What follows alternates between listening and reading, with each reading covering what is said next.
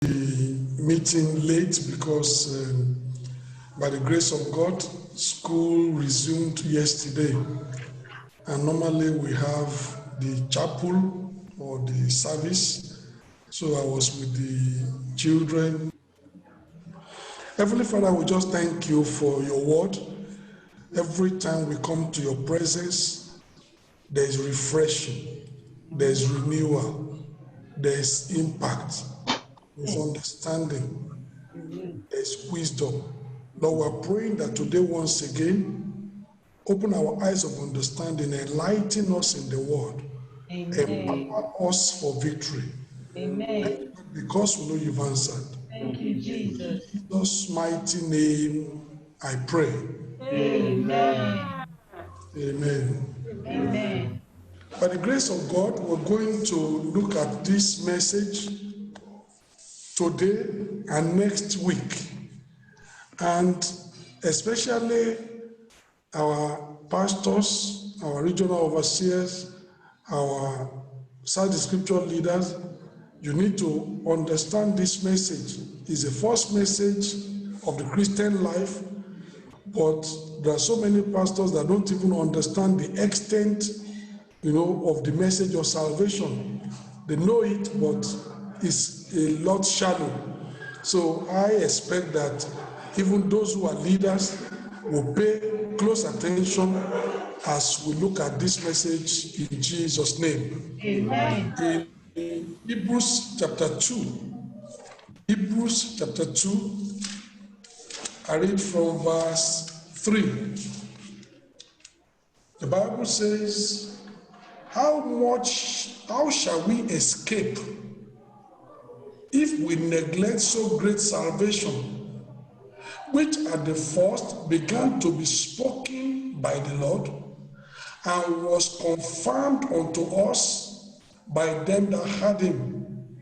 He's telling us the gospel Jesus started, Mark chapter 1 verse 15, repent and believe the gospel. Salvation was spoken of by the Lord, and the ministry was continued by the apostles that heard him, and by transmission, the gospel has come down unto us today. And the Bible says there is something we can do about the salvation.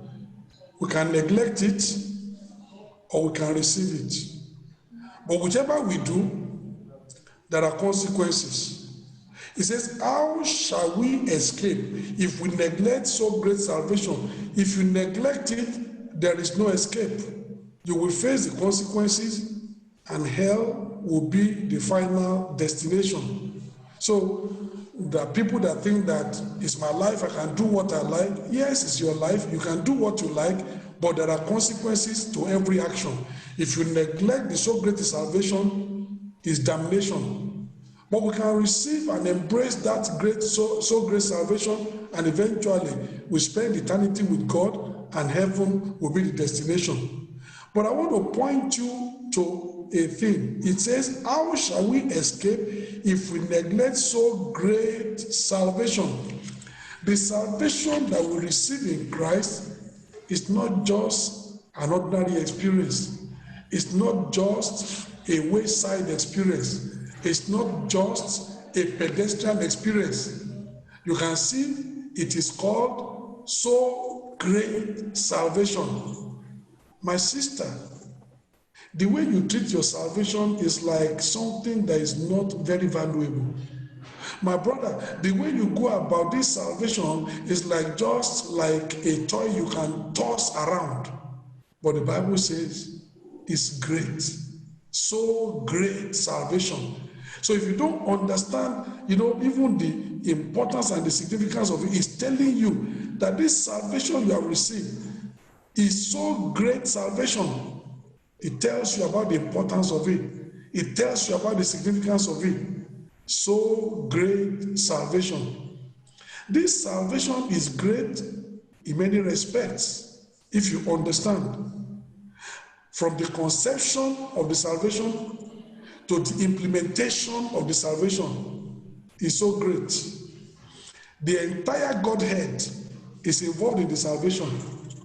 The planning of the salvation, the Father did it. The implementation of the salvation, the Son did it. To make the salvation a reality in our heart, the Holy Spirit takes control. You find all the three of them involved in the salvation. The Father sent his Son. The Son resurrected. The Holy Spirit makes us to understand the message to accept it. All the Godhead involved in the salvation experience. Think about it. God is not involved in things that are flimsy. God is not involved in things that are of no value. That's why when the entire Godhead is involved with salvation, it can only be a great salvation. And I congratulate you today if you are born again, that you have something great, great salvation. You don't have something that the world looks and say, is this salvation? So what? What? So what? It's an indication you don't even understand what we are talking about. So great a salvation. Great when we look at the conception. Great when we look at the implementation. Great when we look at the duration. You know, there are many things in life that we are bothered about that only lasts 1 week, 1 month, 1 year, that only survives 1 decade. But this is salvation, so great a salvation. Jesus provided it 2,000 years ago, and it's still relevant today. It's a salvation. The duration is for all time, for all eternity. You look at the coverage of the salvation. You know, there are many things we have in life, and the things are either only for whites, or the things are either only for blacks, or the things are either only for Africans, or the things are either only for the West. But here we have a salvation that is global. The coverage, black and white, educated and illiterate, tall and short, male and female. It doesn't matter. It cuts across cultures, cuts across, class, cuts across education, cuts across gender. Here we have something that cuts across everywhere. The coverage is global. What a great salvation. The duration of it, great. The coverage of it, great. The veracity of it, great. The versatility of the salvation, great. Great. You know what the Bible says? For God so loved the world that he gave his only begotten Son, that whosoever, the provision of this salvation is universal. But the application of this salvation is individual and personal. Do you see many things that are like that? Global provision, personal application. God so loved the world, he gave his only begotten Son to die for the world. But it is only whosoever believeth that will be saved. Even though he died for the entire world will not be saved except the entire world believes. Universal provision or personal application. What a great salvation. You know, this salvation is an experience that cuts across the barriers of race, barriers of gender, barriers of education, barriers of social class, barriers of culture, barriers of economic class. What's so great a salvation indeed? How many things do you have in the world that is so global and so universal, that is so relevant to anybody, no matter who you are, in any state of, in any walk of life, in any situation? This salvation for the healthy and for the sick, the same salvation. My brother, have you ever seen somebody who is healthy taking paracetamol? No, sir. Answer me. No, sir. For this salvation, for the healthy and the sick, is important. Paracetamol is only for somebody that has a headache, that is sick. It has a limited use. But this salvation, the one that is healthy, the one that is sick, you need it. The one that is male, the one that is female, you need it. You know, there are some things that are only for females. Have you ever seen a man getting pregnant? No, sir. Pregnancy is only for women. But this salvation, whether you are a man or you are a woman, is essential. What a great salvation, cutting across every single thing, universal and global. applicable to everybody, no matter your age, no matter your gender, no matter your education, no matter your social class, no matter your educational standing, no matter your political affiliation, no matter your nation, no matter what. What a great salvation. It's for everyone. And as we look at this great salvation, so great salvation, today and next week, I'm praying that God is going to open your eyes more and more unto it in Jesus' name. Amen. Number one, let's see that this salvation, it is the first and the commencement experience in the Christian life. You ask somebody, are you a Christian? He said, yes. He said, when were you born again? He said, I don't know. Are you a Christian? It's like you're asking somebody, are you a man? He says, yes, I'm a man. When were you born? He said, I don't know. How don't you know when you were born and you're a man? How don't you know when you were born and you're a woman? Oh, your life starts at birth, physical birth. And that's important also. The Christian life starts at salvation. It is the first and the commencement experience of every single individual. Look at John chapter 9. I want to show you something. You want to relate with God? You start at this junction. John chapter 9, let's see in verse 30. John chapter 9, verse 30. It says, the man answered and said unto them, wherein is a marvelous thing, that ye know not from whence he is, and yet he hath opened my eyes. Verse 31. Now we know that God heareth not sinners. A fact of life. God does not hear sinners. And yet God wants to listen to sinners. So how can you reconcile that? God heareth not sinners. If I regard iniquity in my heart, God will not hear me. And yet God wants to hear. Where do you start from? Luke chapter 18. You need to understand the scriptures. Ordinarily, God heareth not sinners. Ordinarily, if I regard iniquity in my heart, God will not hear me. But do you know what? Luke chapter 18. Let me read to you from verse 13. Let me read from verse 12 and from verse 13. And the publican, standing up afar off, would not lift up so much his eyes unto heaven, but smote upon his breast, saying, Lord God, be merciful to me, a sinner. I tell you, this man went down to his house justified, rather than the other. For everyone that exalted himself shall be abased, and he that humbled himself shall be exalted. You know what? Christ said, a sinner came into the temple to pray, and his prayer was answered. And God sanctioned the prayer, and God redeemed the sinner, and God forgave him, and he went to his house justified. But you know his prayer? God, be merciful to me, A sinner. a sinner. That's where it starts. God doesn't hear sinners. Yes. If I regard iniquity in my heart, the Lord will not hear me. Yes. But if your first contact with God is a prayer of repentance, a prayer of salvation, God will hear that, and then you can start. It is the first starting point of the Christian life. So if somebody is a sinner and you want God to hear you, this is where it starts. God, be merciful to me, a sinner.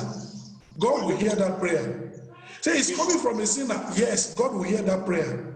And then after now God saves you, then you now have access to God. Then you can now pray and God can continue to answer you. It is the first and commencement experience of the Christian life. Salvation. That's where we start. The Christian life starts at salvation. It is the first step in our walk with God. It is the commencement of a lifetime journey of faith. If you want to live the Christian life, that's where it starts. Salvation, the first experience. Salvation, the commencement experience. Self-righteousness cannot give us audience with God. The Bible says all our self-righteousnesses, they are like filthy rags before God. The Bible says there is a generation that are pure in their own eyes, and yet they have not even been washed from their iniquity. They have not been cleansed from their sin. If you want to walk with God, this is where it starts. Salvation. This is where it starts. Salvation. Very, very important. In Philippians chapter 3, Philippians chapter 3, let me read to you from verse 9. And be found in him. How are you going to be found in Christ? Not having my own righteousness, which is of the law, but that which is through the faith of Christ, the righteousness which is of God by faith. Paul said, if you are going to walk with God, you need the righteousness that comes through faith. The righteousness which is of God by faith. Self-righteousness will not do. I don't steal. I don't fornicate. I don't drink. I don't do that. I don't do that. No, salvation is not about what we have done. Salvation is about what he has done at Calvary. When he said it is finished, that work of redemption was finished. It's only for you to come, receive, and be born again. This is the first experience in the Christian life. Our first prayer to God must be, God, be merciful to me, a sinner. And if you are hearing me today and you have not done that, that's the first thing to do. That's the start of the journey. The journey of faith starts with God, be merciful to me, a sinner. The journey with God starts with God, be merciful to me, a sinner. Salvation is the first and the commencement experience in the life of faith. So great salvation. Number two, apart from salvation being the first and the commencement experience, it is also a foundational and cornerstone experience. Salvation is the foundation of the Christian life. Without it, every other thing is nonsense. Without salvation, all is lost. You need to understand that. Trying to live the Christian life without salvation is like foolishly building on the sand. You know what Jesus said? Matthew chapter 7. Let's see. Matthew chapter 7 from verse 24. Matthew chapter 7 from verse 24. It says, therefore, whosoever heareth these sayings of mine, and doeth them, I will liken him unto a wise man, which built his house upon a rock. It has a foundation, solid foundation of a rock. Then he built.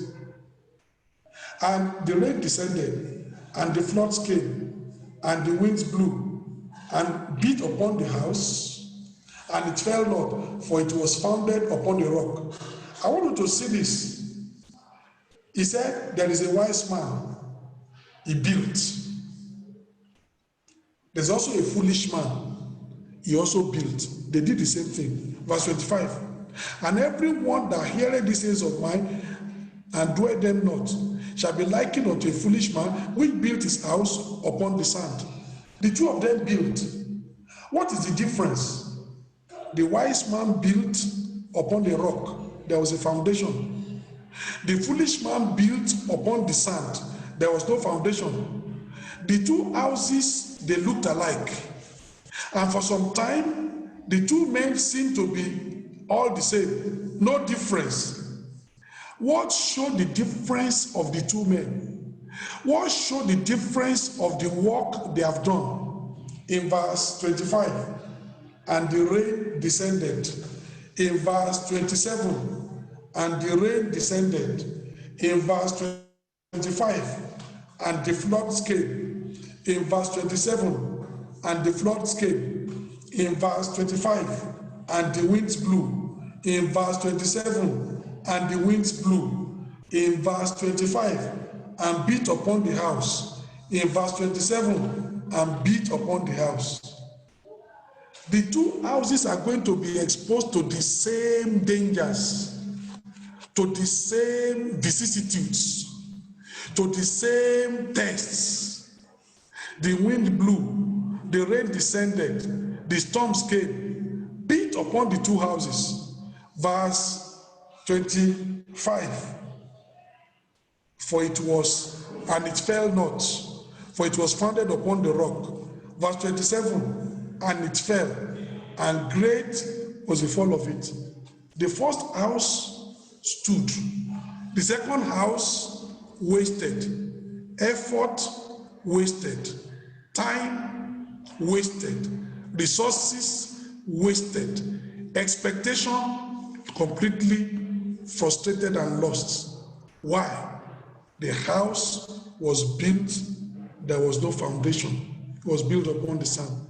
And you know, somebody that is trying to live the Christian life, you are trying to build the Christian life without foundation, it will be lost. And salvation is what provides that foundation. Without it, all you build will not stand the test of time. It will be washed away. When the winds come, the winds of adversity will blow it away. When the rain comes, the rain will wash everything away. It will not stand. You need to build on the foundation. 1 Corinthians chapter 3. 1 Corinthians chapter 3. 1 Corinthians chapter 3. I read from verse 10. 1 Corinthians chapter 3 from verse 10. See what the apostle said. 1 Corinthians chapter 3 verse 10. According to the grace of God which is given unto me as a wise master builder. My brother, in raising up your Christian life, be a wise master builder. My sister, in developing your Christian life, be a wise master builder. What does a wise master builder do? What does he do? Look at it. As a wise master builder, I have laid the foundation, and another buildeth thereupon. But let everyone take it how he builded thereupon. But you can see, the wise master builder laid the foundation. Then you can now build on that foundation. And whatever you build on that foundation, it will stand the test of time. Verse 11, for other foundation can no man lay that is laid, which is Jesus Christ. So, the Christian life is the foundation for the Christian, salvation is the foundation for the Christian life. So it's a foundational experience.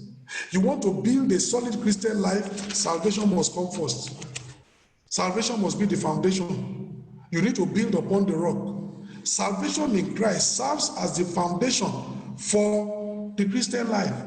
And you need to understand that. So when somebody is trying to live the Christian life without salvation, it's like that man in Matthew chapter 7 that foolishly was building on the sand. The structure will never stand. It cannot stand the test of time. It cannot stand the vicissitudes of life. It will not stand the winds of adversity. It will fall, and great will be the fall of it. I know there have been people like that.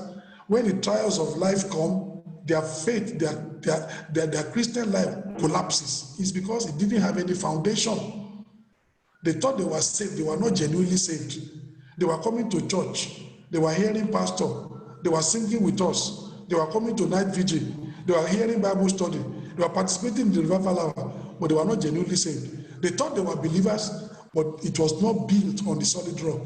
And when the trials of life come, they are flung off. Never do that. So great salvation is a foundational experience. It must be in your own Christian life. Whatever you are going to build, let that foundation be in Christ. And then you can now build on it. You can build sanctification on that foundation. You can build Holy Ghost baptism on that foundation. You can build Christian maturity on that foundation. You can build everything Christian life on that foundation. But the foundation must be laid. And I pray that the Lord will help you in Jesus' name. In Acts chapter 4. Acts chapter 4. I believe that those of us who are teachers, Sunday scripture teachers, pastors in the church, you are understanding this message, in a more global, deep and comprehensive way. Acts chapter 4, verse 11. This is the stone which was set at naught of you, builders, which is become the head of the corner. Neither is there salvation in any other, for there is no other name under heaven given among men whereby we must be saved. You know what the apostle was saying? Salvation is a cornerstone experience. Said God made Jesus the cornerstone, but some people have rejected that cornerstone. The builders have rejected that cornerstone. They are looking for other things. And Peter said, there is no other thing you can make a cornerstone. There is no other name under heaven whereby you can be saved. You either take Christ or you are lost forever. This is the cornerstone which has been rejected of you builders. And you know what? When you look in the world, do you see that's what has happened? Oh, there have been many builders. The builders of religion, builders of Islam, builders of Shintoism, builders of African traditional religion, builders of Confucianism, builders of all these kind of religions. Do you know what? When you look at Islam and you look at Christianity, we talk about the story of Abraham, they talk about the story of Ibrahim. We talk about the story of Isaac, they have the story of Isaac exactly like in the Bible. Is it the story of Jacob? They have the story of Jacob in the Quran as in the Bible. Do you know where we differ? This cornerstone. Once you say that Jesus is the Savior of the world, they want to cast a stone and kill you. And that's the cornerstone. They are building the religion. But Peter said, this cornerstone which you builders of religion have rejected, that stone, God has made it a cornerstone. Every other religion, do you know they like Christianity, but they stumble when they come to this salvation in Christ. They say, no, we don't believe that. Jesus was a great teacher. They believe that. Islam will tell you Jesus was a great prophet. It's Anabi Isa. But once you say it's the Son of God that came to die for the world, they are ready to slaughter you. It's a stumbling block. It's the stone which the builders of religion have rejected. But God says, whether you reject it or not, I have made it the cornerstone. There is no salvation in any other. There is no other name given among men in the world whereby you can be saved. Salvation, a cornerstone experience. It's not only a foundational experience, it's a cornerstone experience. It's a cornerstone that many religions have rejected, but which God has truly established to be the way to eternal life and liberty. Many religions will teach morality, but when we say, well, all morality without Christ is nonsense, it's going to be war. It's a cornerstone, and they will stumble at that cornerstone. And God says, that stone which the builders have rejected, that's the cornerstone. There is no other cornerstone. You are either saved or you are lost. You either believe in Jesus and your faith is founded in Christ, or you perish forever. Or somebody says, but we live in a world of inclusion. Sorry, it doesn't include this. You either become a believer or you are lost forever. Oh, but you are discriminating. You are excluding people. I'm not excluding you. You have the choice. You can believe in Christ. Say many roads lead to Rome. Well, that is Rome, but only one way, only one road leads to heaven. God is narrow-minded. When you meet him, you'll be telling him that. That's discussion between you and God. Only one road leads to heaven, not many roads. The cornerstone. Said the cornerstone, the stone which you builders have rejected, the same God has made the head of the corner is the cornerstone. Look at Matthew chapter 21. Matthew 21. verse 42. Matthew 21, verse 42. Jesus said unto them, did ye never read in the scripture, the stone which the builders rejected, the same is become the head of the corner? This is the Lord's doing, and it is marvelous in our eyes. Christ was telling them, it is the Lord's doing. Final, and that's it. It's made him the head of the corner. You believe, you are saved. You reject, you are lost forever. So can we have an alternative? There's no alternative. Only one mediator between God and man, the man Christ Jesus. Only one way. I pray the Lord himself will help us to understand this salvation, foundational experience, and cornerstone experience in Jesus' name. Amen. Cornerstone to eternal life and to liberty. There is no salvation in any other. You either experience the salvation in Christ or you are lost forever. You know what Jesus Christ said? John chapter 14, verse 6. John chapter 14, verse 6. Cornerstone experience. Jesus said unto him, I am the way, the truth, and the life. No man cometh unto the Father but by me. You know, the article "the" is specific in English. Muhammad is a way. Confucius is a way. Maybe Orunmila is a way. But Jesus is not one of the ways. Jesus said, I am the way. There is no other way. All those ways are ways that lead to perdition. They are not going to lead anywhere.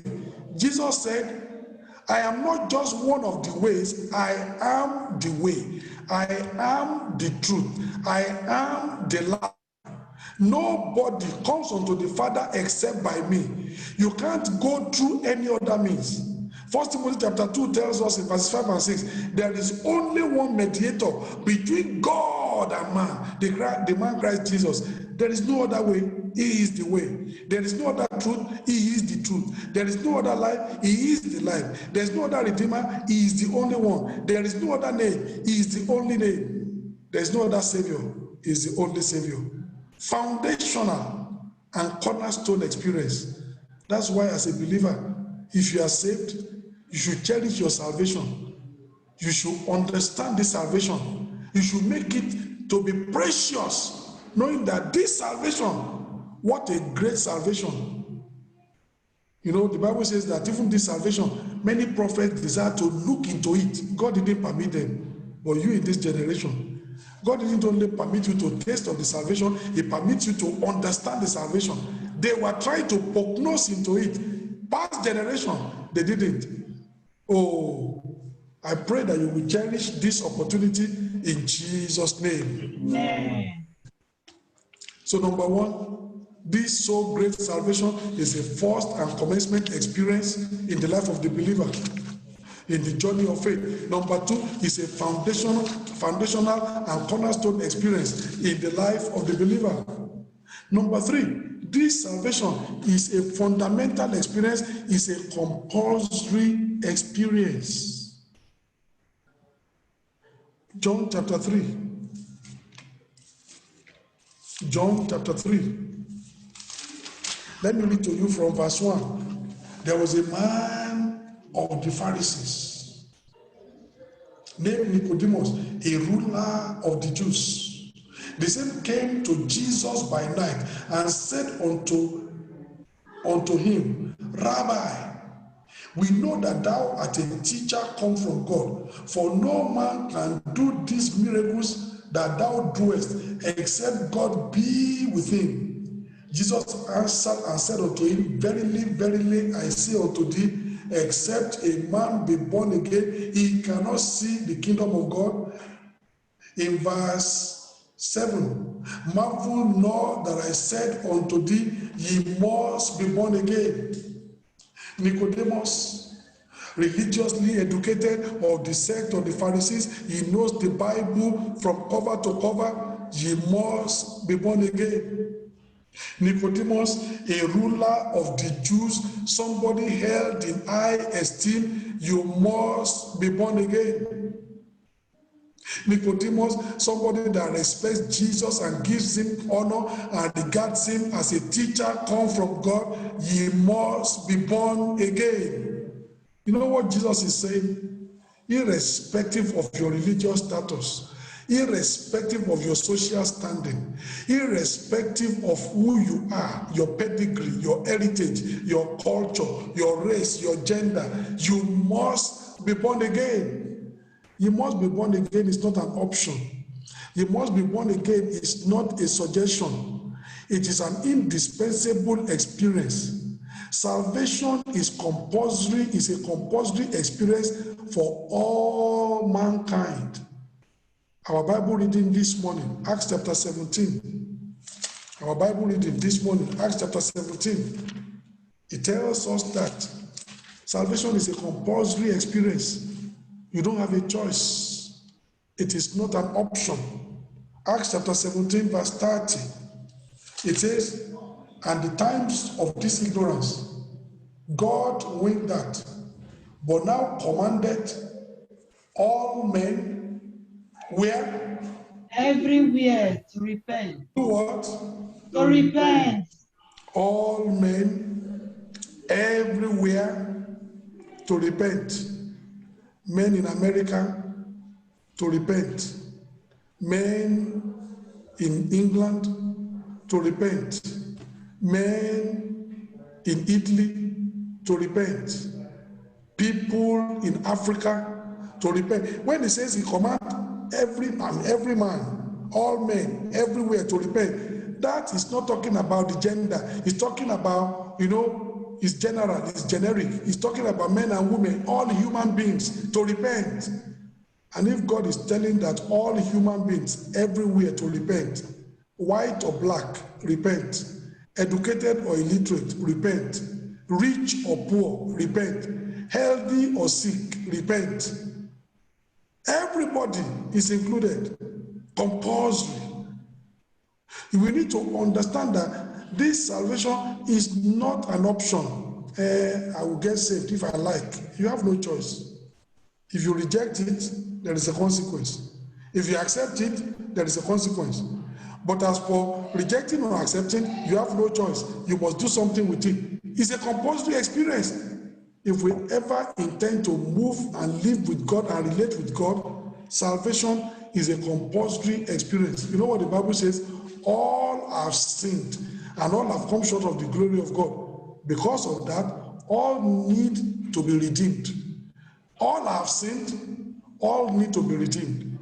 That's why salvation is not just to a class. Salvation is not just for the people that are poor. Salvation is also for the rich.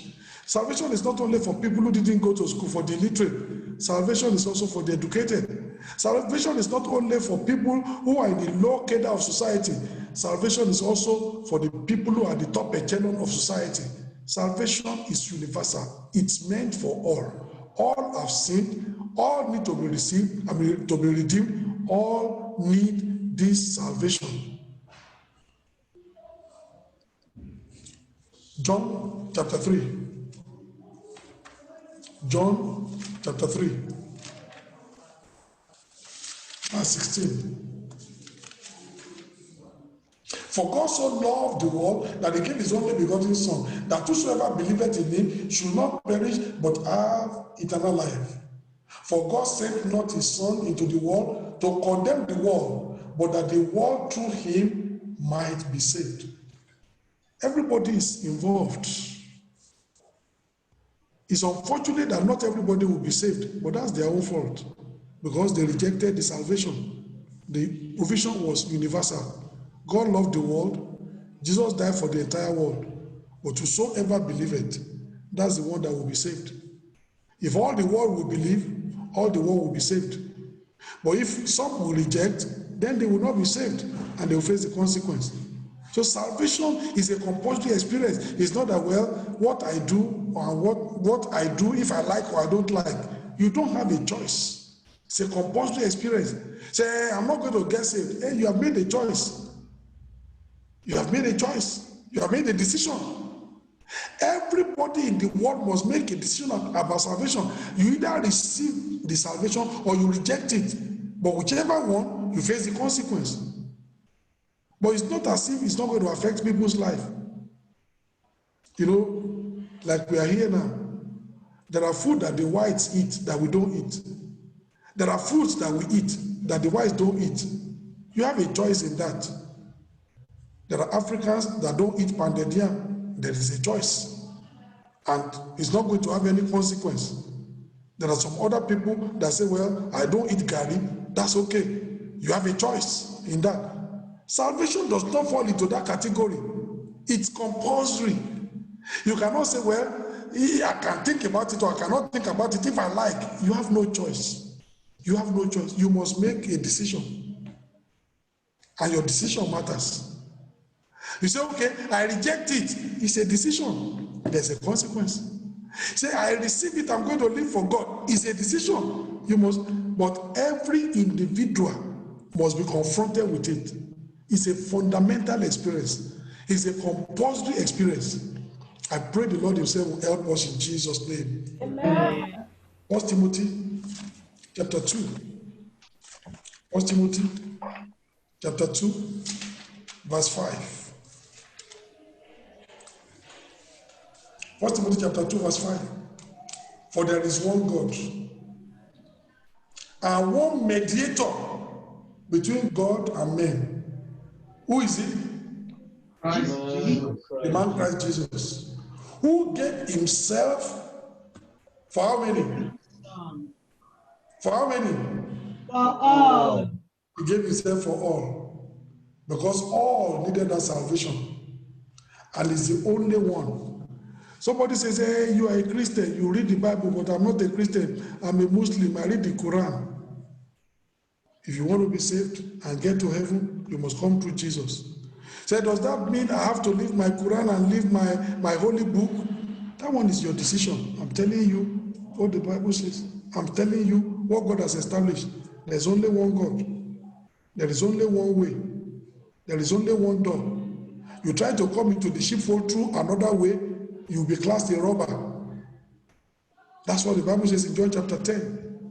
Only one way to heaven, and you must come through that way. And God is waiting for you today to make that decision, to come through. One God and one mediator between God and man, the man Christ Jesus. No other person can mediate for you. No other person can reconcile you unto God. No other person can make you to be saved. No other person died on the cross for you. No other person shed his blood for you. The blood of bulls and goats will not atone. It will not be accepted. But Jesus died to give you life. Compulsory experience. I pray the Lord will help us in Jesus' name. Amen. John chapter 9. John chapter 9, verse 40. John chapter 9, verse 40. This was after that man that was blind was healed. And then Jesus was addressing some people. And look at what these people said in John chapter 9, verse 40. And some of the Pharisees, which were with him, heard those words. What were the words? Look at verse 39. Jesus said, for judgment I am come into the world, that they which see not might see, and that they which see might be made blind. So Christ said, you know why I came into the world? That those who acknowledge that they are blind, I can give them sight. But those who are blind, but they are saying that they are seeing, I leave them in their blindness. I don't help them because they say already they are seeing, but I know they are blind. And so you leave them, they don't need help. So they remain in their blindness, even though they are claiming that they are seeing. Christ said, that's why I came to the world. Then in verse 40, and some of the Pharisees which were with him heard these words, and they said unto him, are we blind also? They heard what Jesus said, and they knew that they have always been saying, we know the truth, we are seeing. Then they asked, are we blind also? Verse 41. Jesus said unto them, if you are blind, you should have no sin. But now you say, we see, therefore your sin remaineth. He said, if you have acknowledged that you are blind, if you have acknowledged that you are a sinner, I would have forgiven you, I would have saved you. But now you say you see. Now you say you are righteous, so I cannot help you. So you remain in your sin. You remain in your iniquity. You remain in your blindness. What is he saying? Jesus is the only way. You want forgiveness? That's the only way. You want to see? That's the only way. You want to get to the Father? There is no access to the Father except through Jesus. That's the only way. Fundamental experience. A compulsory experience. Except we follow the way, we are lost. No matter what you are doing, except you follow Jesus, who is the way, you are lost. You say, but Pastor, does it mean everybody that doesn't follow Jesus, they are lost? I tell you 100% yes, they are lost. Some people want me to be apologetic and say, well, that's not what I am saying. No, I'm only saying, that's what I am saying. I'm not mistaken about it. You follow the way, then you get there. You don't follow the way, you are lost. You know what they say? The best way to be lost is to follow somebody who is lost. Amen? Amen. The easiest way to be lost is to follow somebody who does not know the way. Even in the Quran, Muhammad said he is not the way. Even in the Quran, Muhammad said, I don't know the way. You can ask Muslims, it's written. But Jesus did not say that. Jesus said, I am the way. I'm not only going to show you the way, I am the way. Emphatic claim, divine claim. There is no shadow of doubt about it. Authoritative claim. I am the way, the truth, and the life. And I'm confronting you today. Examine this claim. He is the way. Other might be great teachers, they have come to try and show us the way, but Jesus said, I am the way. I have not come to show you the way. I am the way personified. I pray you will follow him. Amen. I pray you will remain with him. Amen. If you don't follow him, you will remain in your sin. He is the way. So, number 3, salvation experience. So great salvation is a fundamental and compulsory experience. I told you, number 1, it is a first and commencement experience. Number 2 is a foundational and cornerstone experience. Number 3 is a fundamental and compulsory experience. Number 4 is a far-reaching and crowning experience. What does that mean? You have read Genesis chapter 1. What does the Bible say? God created man, how? In his own image. In his own image. You are created to be like God, like Father, like Son. God reigns in heaven and he gives authority. And the Bible says, Jesus said, don't you know that it is written, ye are gods with a small g. God with a capital G, he rules in heaven. You with a small g, you are meant to rule on earth. Because like father, like son, like father, like daughter, he exercises authority in the heavens. You are meant to exercise authority on the earth. Have dominion, subdue it, and replenish the earth. That's what God said. But you know what? Genesis chapter 3, the fall came. Satan deceived man, and man fell. That's what happened in Psalm 8. Psalm 8. I want you to see when God created man, what was man's state? Psalm 8. I read from verse 4. Psalm 8, from verse 4. What is man? What a question. That thou art mindful of him, and the Son of Man, that thou visitest him. For thou hast made him a little lower than what? And the angels. Presently we are made a little lower than the angels. Why? Angels want to travel from Maenza to Milan. In one instant is in Maenza, in the other instant is in Milan. Space and time do not affect angels. They just move like that. Space and time still affects us. If I want to go from Maenza to Milan, I need to get into a train and wait for several hours of travel before I get there. Angel, in an instant, is there. We are made a little lower than the angels, but we're going to get to a point where also time and space has no more effect on us. When immortal shall have put on immortality, at the resurrection, when we will go in the skies, and gravity doesn't have any control over us anymore. We are resurrected, we are put on a mortal body. We can go through wall. We can go from here to Milan in an instant. But for now, there is a limitation, made a little lower than the angels. We can manifest authority, but there are things that angels can do that we cannot do because of that. Make a little lower than the angels. Verse 4, verse 5.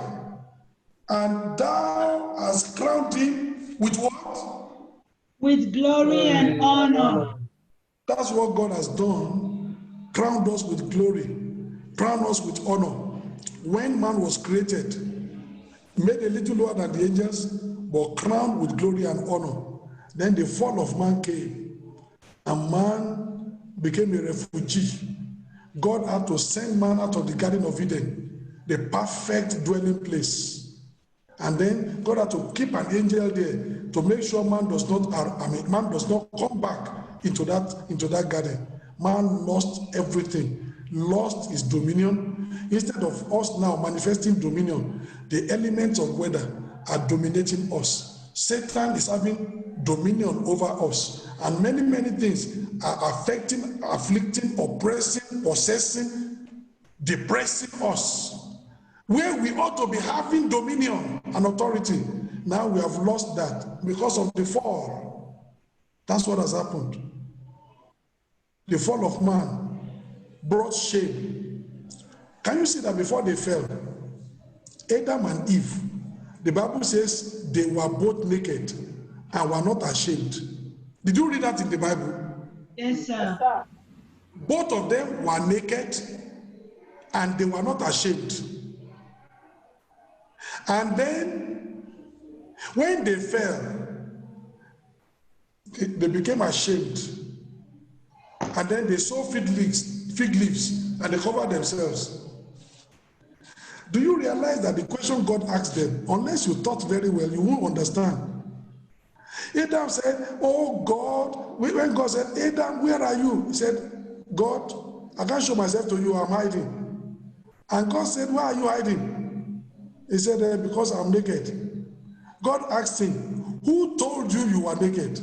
My brother, let me ask you, if you are naked and you are not a madman, does anybody have to tell you you are naked? No, sir. Answer me. Won't you know you are naked? Yes, sir. Then you are asking yourself, what kind of question is God asking them? Adam, who told you you were naked? But the Bible says he was naked. But you don't understand. You know what happened? Let me give it as an example. Let's assume that somebody is in the bathroom. The person is completely naked. And there is a curtain, very thick curtain, covering that bathroom. All right? And you are standing in front of that bathroom. and you are looking, will you see the person? No, sir. Is the person not naked? Yes, sir. But you are not seeing. That's what happened to Adam and Eve. Adam was over there. The glory of God shielded. Eve is looking at Adam, but cannot see the nakedness. The glory of God shielded Eve. Adam can see Eve, but Adam is not seeing that nakedness.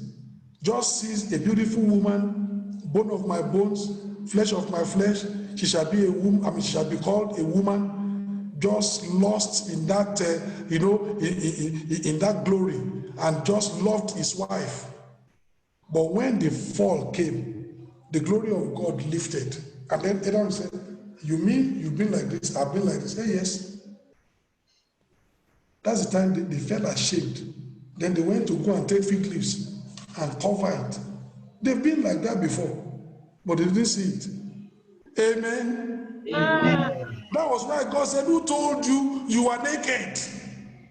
Oh, did you have to tell him he was naked? He didn't know.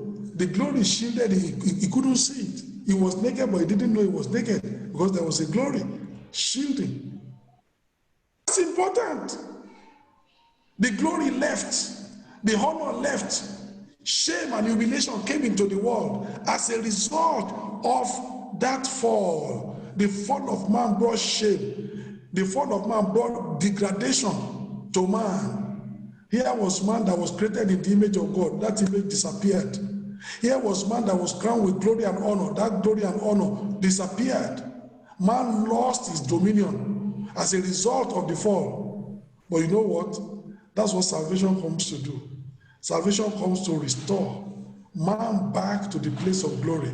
It comes to restore you back to the place of honor. It comes to restore you back to the place of all what God has granted you. That's why when you are saved, you can go back to Genesis chapter 1, verse 26 and say, God said, I should have dominion, I should subdue, I should, and you can have it because salvation restores you back to that original position where you can have dominion, position of glory, position of honor, position.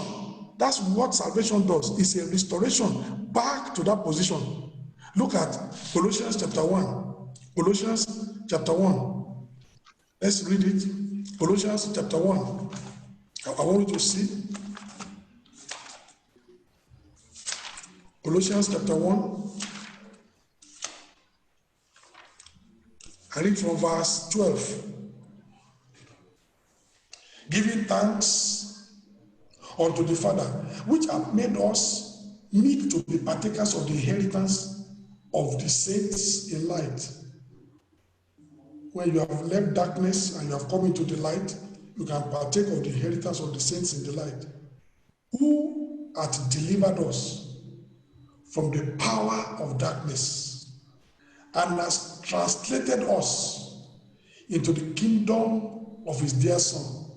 That's what happens at salvation. There is a translation from the kingdom of darkness into the kingdom of God's own dear Son. There is a change of position from shame unto honor, from degradation unto glory. There is a restoration from being subjected, from being subject to the powers that be, to having dominion and being able to rule. Salvation transforms you. Colossians, look at also verse 27. Verse 27 says, to whom God will make known what is the riches of the glory of this mystery among the Gentiles, which is Christ in you. What is it? The hope of glory.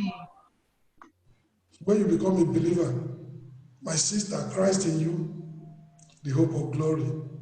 My brother, Christ in you, the hope of glory. Verse 28, whom we preach, warning every man and teaching every man in all wisdom, that we may present every man perfect in Christ Jesus. Christ in you, the hope of glory. Chapter 2, Colossians chapter 2, from verse 13. And you, Being dead in your sins and the uncircumcision of your flesh, are ye quickened together with him, having forgiven you all trespasses. That's what salvation does.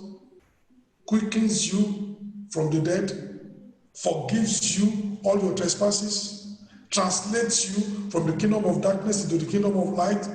Verse 14, blotting out the handwriting of ordinances that was against us, which was contrary to us, and took it out of the way, nailing it to the cross. Every kind of bondage in your life, taken out of the way, nailed to the cross. Every kind of stronghold, family stronghold, social stronghold, personal stronghold, the things that is not making you to get to where God wants you to get to, He takes all those things out of the way and nail them to His cross. Verse 15, and having spoiled principalities and powers, He made a show of them openly, triumphing over them in it. Salvation is a restoration. Restoration to honor, restoration to dominion, restoration to glory. What a crowning experience. God crowned you with glory and honor, but at the fall, it was lost. Salvation is a recrowning. Salvation is a restoration. Salvation is taking you back to God's original purpose for you.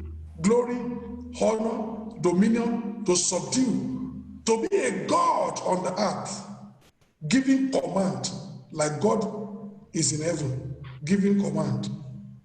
That's what it's meant to be. The fall of man brought shame and degradation to man, who was created in the image of God and crowned with glory and honor. Man lost his dominion as a result of the fall. However, salvation restores man back to the place of glory and honor. For Christ in us indeed is the hope of glory.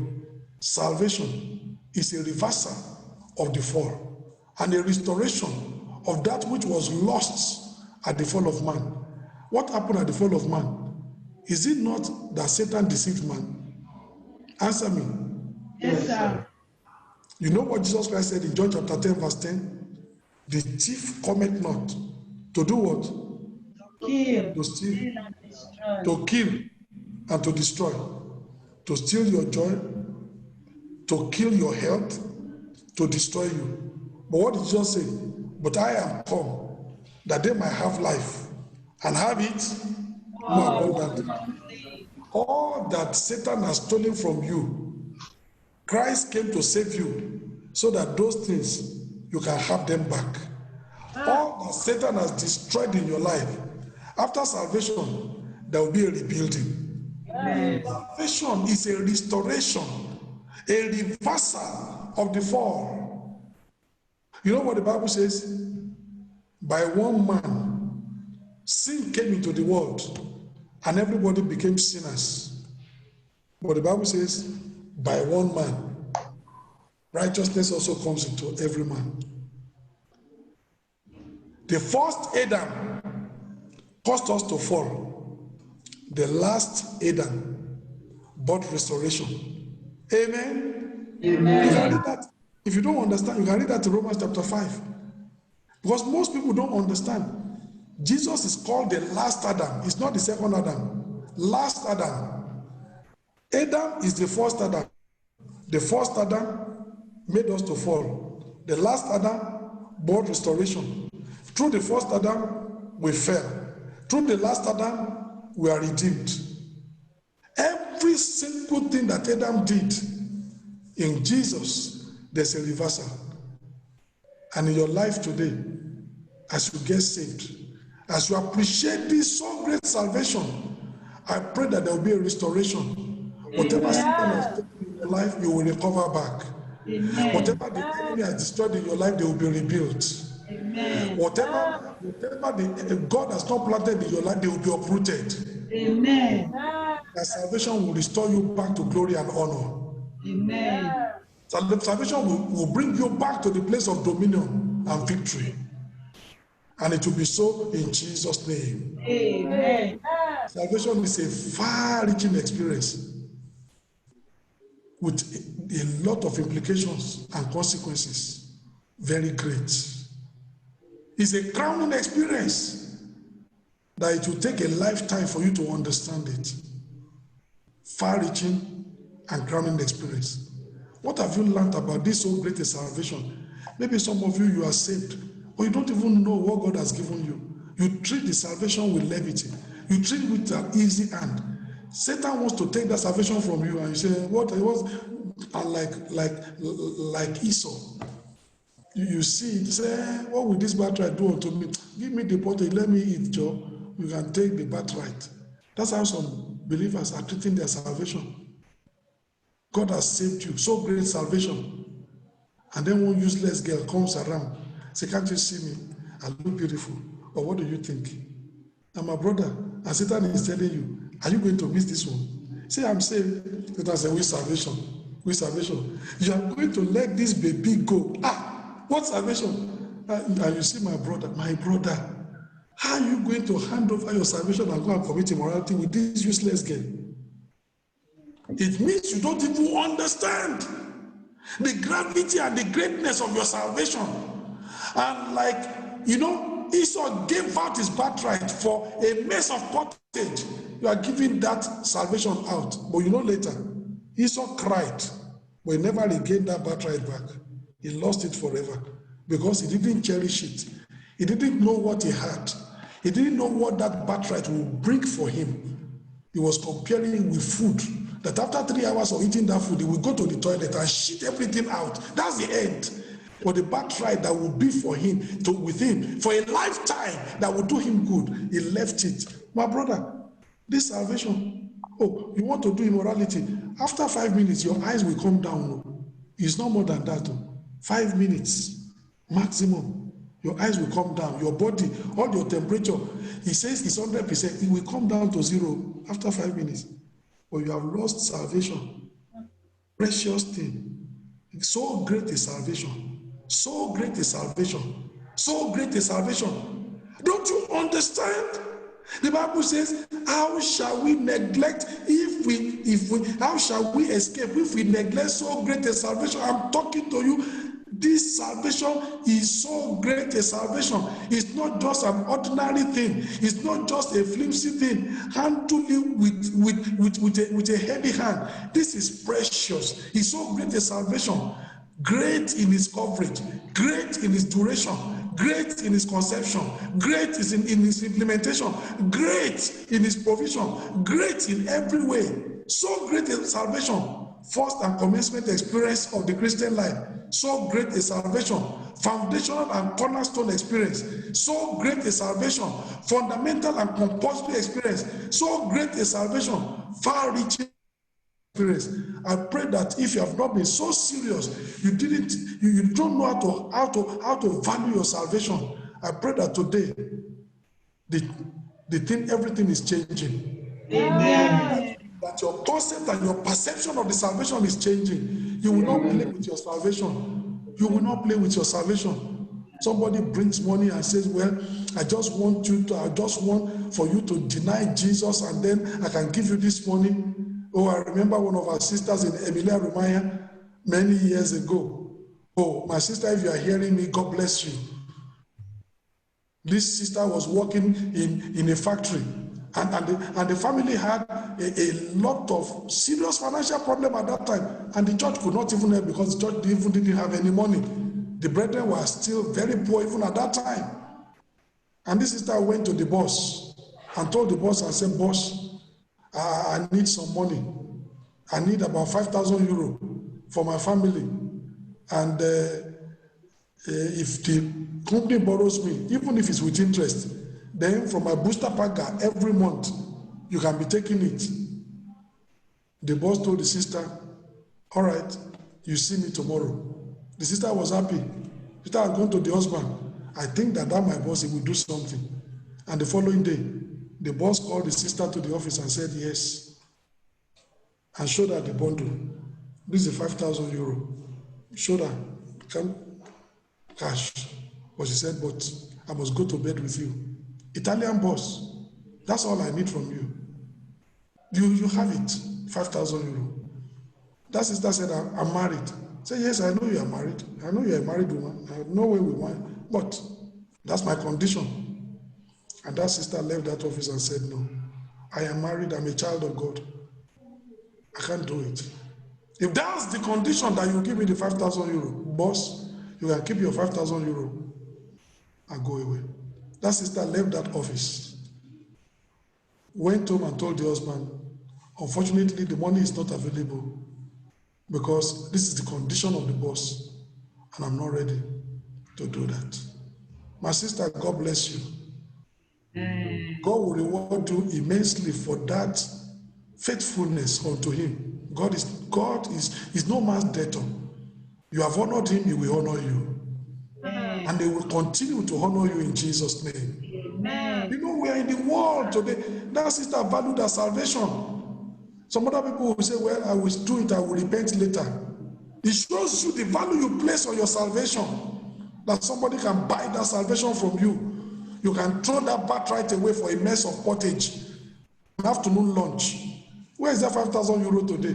That family has survived with or without that 5,000, and they have moved on by the grace of God. God helped them, and they didn't perish, and they're still. Oh, my brother, don't let anybody use anything. What you have in your hand is so great a salvation. My sister, what you have in your hand is so great a salvation. Don't allow anybody. And if you are here, you are a youth, you have been saved, be like Joseph. There will be Potiphar's wife that wants to and says, well, you know the youths of today. Some of them will even go and boast among their 18-year-old, will go and boast and say, you know what? I'm messing up with the wife of the boss. Even me. Some youths will go and be boasting among their mates that, you know what, I don't deal with small girls, I deal with big madams. They'll be boasting. They don't know that their lives are destroyed. And there will be Potiphar's wife telling you, I'll give you money, I'll give you my body, if you can do this, if you can do this. My young brother that you are listening to me, be like Joseph. He was only about 18 years old. And Joseph said, how can I do this evil and sin against God? My relationship with God is more important. He ran away. And if you are listening to me, you are a young girl. Maybe you are coming from a poor home. Things are tight in your family. And there is a man outside and say, don't worry, anytime you need money, I'll give you money. You need 100 euro, just come to me. You need 200 euro, I provide it. But she is looking for your body and you are saved. Keep your salvation. Let him perish with his money. You can survive without that money. God will honor you and make a way for you. Don't sell your birthright for a mess of pottage. Stay in your salvation. What you have is so great a salvation. Cherish it. Love it. Esteem it. Don't change it for anything. Don't allow anybody from anywhere to take that salvation away from you. Hold it tight. Hold it strong. Don't let anybody pollute it. Don't let anybody corrupt it. Don't let anybody take it away from you. Hold on to this great salvation. And I pray the Lord himself will help every one of us. Let's rise up and pray. And you tell God, and if you are not saved, oh, today is the day to come into this great salvation. Today is the day to come into this great salvation. So great a salvation. Come into it. Come into it. Come into it. Come into it. So great a salvation. It is yours for the asking. Come into it. If you will repent and ask God, he will give unto you. So great a salvation. Come into it. And for those who have already come into the salvation, oh, why don't you tell God, oh God, help me to cherish my salvation, help me to value my salvation, help me to esteem my salvation, help me to see the greatness of this salvation, help me to see that this salvation is incomparable to anything I can have. It is the greatest and the most precious in my life. So great a salvation. What are you going to compare it with? Nothing we can compare it with. God is asking you today, so great a salvation, my brother, so great a salvation, my sister, so great a salvation, so great a salvation, so great a salvation, so great a salvation, so great a salvation, so great a salvation. That's the salvation that you have, so great a salvation, so great a salvation. That's the salvation that you have. So great is salvation. Oh God, So great Lord, is in the name salvation. of Jesus, help me, Lord, Don't trade it for anything. in the Don't trade name it of for Jesus. sex. Don't Oh trade it God, for money. Lord Jesus, Don't help trade it Lord, for in exam the name of secret. Jesus. Don't Oh trade Lord, it for Father, expo. Lord, Don't trade in it the name for anything. Don't trade it for favor. Salvation is a great experience. Don't trade Father, it. Lord, I'm oh God, I Don't trade pray, it. oh Lord, in the name of Jesus. Oh Lord, oh Lord, in the name of Jesus. Yes, my God and my Father, Lord, I forgive you. Oh God, I tell you, oh Lord, oh Lord, in the name of Jesus, day by day, oh Lord, each person, Lord, in the Don't name of trade your salvation, my brother. my great Don't salvation, trade your my salvation, my Father, Lord, sister. I'm praying, oh God. We help, oh Lord, that you help, oh Lord, that you help, Lord, in the name of Jesus. In my God, and my the Lord, oh God, I'm asking that your, oh God, to be able to, oh Lord, that the, oh God, every day, so, oh Lord, in the name of Jesus. But I want to pray, Lord, I pray that by your, oh God, you will see me, you will help me, oh Lord, in the name of Jesus. Help me, Lord, to, oh God, like, help me, Lord, oh God, to live a life of Hold fast to your salvation. Hold oh fast Lord, the oh profession God, of your in the faith. name of Jesus. Help me, oh God, in the name of Jesus, oh my for this great salvation, this precious salvation, Lord, help me, oh God, with my God and my Father. Oh Lord, if there is look without the Father, help me, oh God, unto the end, oh Lord. Grant your grace, oh God, oh Lord, in the name of Jesus. Your grace, oh God, in the name of Jesus. Lord, oh Lord, oh Lord, in the name of Jesus. Lord, I cannot do without, oh Lord. Father, in the name of Jesus, I need you. Oh Lord, I want you to, oh God, I want you In to, oh God, Jesus' name we pray. Amen. Before I finally pray, I want to see those you are not saved. Maybe you didn't even see the great salvation the way I've portrayed it today, but you want to be saved. I want to pray with you so that today will be you're coming into this so great a salvation. Today will be the start of the journey. And if you are there, I want you to raise up your hand. I'm going to pray with you that this salvation will be great in your life. This salvation will be evident in your life. This salvation, it will be yours and yours indeed in Jesus' name. I want you to pray and just tell the Lord, like we said, God be merciful to me, a sinner. That's the first prayer that God wants to hear from your mouth. As a man, as a woman, as a child, young person, as an old person, that's the first prayer God wants to hear. Oh God, be merciful to me, a sinner. Oh God, I want to serve you to the very end. Cleanse me from all unrighteousness. Forgive me of all my sins. And the Lord will do it. Make me a child of God. Today I accept the salvation that Christ provided at Calvary. This so great a salvation. Oh God, I'm coming into it. I'm coming into it. I'm coming into it. And if you are backsliding, you can be restored back into your first love. You can be restored back into that salvation. And the Lord himself will do it in Jesus' name. Heavenly Father, I just thank you for those who are yielding their lives and they are giving their lives unto you today. I pray that their sins and iniquities you will remember no more. You will cleanse them from all unrighteousness, and that you will forgive them all their sins, and you will write their names in the book of life. And from today, your spirit will begin to bear witness with their spirit that they have become children of God. Oh God, you will save them and make them yours from today. Let them begin to enjoy this so great a salvation in Jesus' name. And for those who might have backslidden, oh Lord, I pray that there will be restoration back to their first love, restoration back as they remember where they have fallen and they repent. Oh Lord, I pray that you make their candles to start burning once again in Jesus' name. Remove not their candle from their candlestick in Jesus' name. Oh Lord, I pray for my brethren who are saved But for those who don't even understand the greatness of the salvation they are carrying around, maybe they joke with it, maybe they play with it. Maybe before this time, Satan could have used sex to collect that salvation from them. He could have used money to collect that salvation from them. Oh Lord, I'm praying that from today, as they understand the greatness of this salvation, they will cherish it, they will esteem it, they will elevate it. The salvation will be so precious that they will guard against the enemy polluting it or taking it away from them in Jesus' name.